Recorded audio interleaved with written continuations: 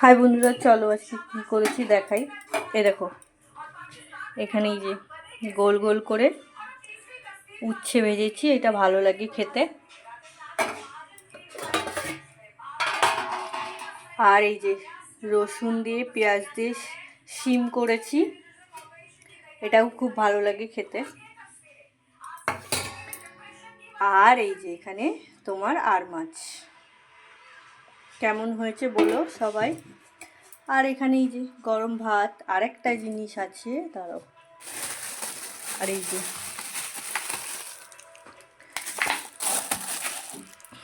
এই দেখো একটাই আছে, সবাই খেয়ে নিয়েছে। এই যে তোমার নতুন গুড়ের রসগোল্লা,